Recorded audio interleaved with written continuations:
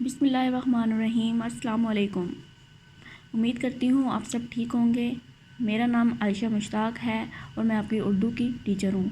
आज मैं आपको कलमा और इसकी अक़साम के बारे में बताऊँगी। तो अपने लेसन का आगाज़ करने से पहले, सबक शुरू करने से पहले हम सबसे पहले डेट लगाएंगे और फिर दिन लिखेंगे। इसके बाद मार्जिन लाइंस लगाएंगे। ठीक है, तो कलमा और इसकी अक़साम के बारे में शुरू करने से पहले सबसे पहले मैं आपको कलमा के बारे में बताऊंगी। कलमा क्या है। तो जब हम कलमा के बारे में कुछ लिखते हैं तो सबसे पहले हम कलमा की हेडिंग देते हैं। हेडिंग देने के लिए ज़रूरी है कि हम इसको नीचे से अंडरलाइन करें ताकि हमें पता हो कि हम किसके बारे में पढ़ रहे हैं। ठीक है, ताकि हमें पता चले कि हमारा लेसन क्या है। कलमा वो अल्फाज जिनके कुछ मानी हों कलमा कहलाते हैं। मसलन मैले, बात, सौदा। अब मैले भी समझ में आ रहा है, बात भी समझ में आ रहा है और आपको सौदा भी समझ में आ रहा है। अगर अक्सर हम बोलने में लिखते हैं मैले कुचैले या बोलते हैं बातचीत, सौदा वोदा, अक्सर हम बोल देते हैं, लेकिन हम मैले कुचैले के साथ जो वर्ड आता है कुचैले, इसका कोई मायने नहीं होता। सही वर्ड क्या होता है? मैले, जो हमें समझ में आ रहा होता है। इसी तरह बात के साथ हम अक्सर बोल देते हैं चीत, तो चीत का कोई इस तरह का मायने नहीं होता। ठीक वर्ड होता है, ठीक लफ्ज़ होता है बात। इसी तरह सौदा वोदा, सौदा ठीक वर्ड है, जो उसके साथ हम वोदा पढ़ देते हैं वो वैसे ही हम पढ़ देते हैं बोलने में, लेकिन इसका जो ठीक लफ्ज़ है वो है सौदा। ठीक है, तो ये थी हमारी कलमा और कलमा की तारीफ़। इसके बाद हम पढ़ेंगे कलमा की अक़साम। कलमा की कितनी अक़साम है? कलमा की 3 अक़साम है, इसम, फ़ेल, हर्फ। ठीक है, जो सबसे पहले हम पढ़ेंगे इसम।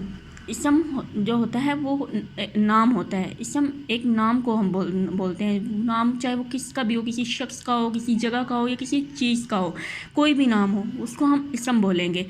वो कलमा है जो किसी शख्स, जगह या चीज़ का नाम हो। मसलन नईम, फूल, फैसल, मस्जिद और पेंसिल। अब मैंने इसमें नईम, फूल, फैसल, मस्जिद और पेंसिल के बगैर का जिक्र किया, यानी शख्स का भी जिक्र हो रहा है, चीज़ का भी जिक्र हो रहा है और जगह का भी जिक्र हो रहा है। इसमें ज़रूरी नहीं है कि जो मैंने आपको मिसालें दी हैं वही आप यहाँ पे लिखें। आप किसी भी शख्स का, किसी भी जगह का और किसी भी चीज़ का नाम यहाँ पे लिख सकते हैं। ठीक है, वो सब नाम हम इसम में शामिल करेंगे क्योंकि वो नाम होंगे, चाहे वो शख्स का होगा, जगह का होगा या चीज़ का होगा, नाम होगा। इसके बाद दूसरी हमारी तारीफ़ है फ़ेल। फ़ेल हम किसको कहते हैं? फ़ेल काम करना को कहते हैं। फ़ेल एक काम होता है। ठीक है, कोई भी काम हो, वो कलमा है जिससे किसी काम का करना या होना ज़ाहिर हो। मसलन जाता है, खाता है, दौड़ा है।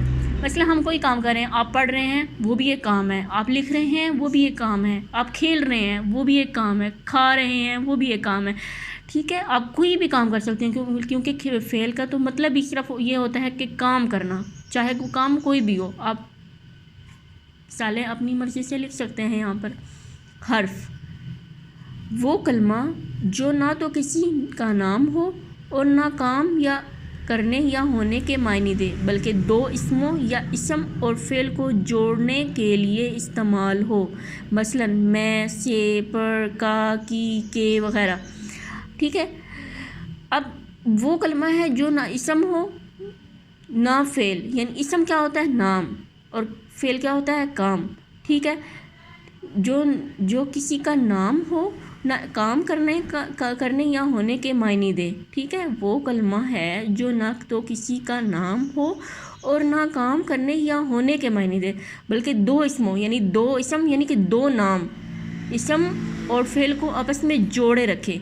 इसम और फ़ेल को आपस में जोड़े रखे, एक साथ रखे, उसको हम क्या कहते हैं? हर्फ कहते हैं। जैसा कि में, से, पर, का, की, के।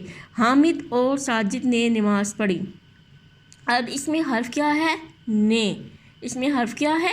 ने, क्योंकि ने के बगैर ये जुमला मुकम्मल नहीं होता। अगर हम ने को हटा देंगे तो ये हमारा जुमला बिल्कुल भी मुकम्मल नहीं होगा। हामिद और साजिद नमाज़ पढ़ी, ये कोई जुमला नहीं हुआ, ये जुमला नामुकम्मल जुमला है। ठीक है।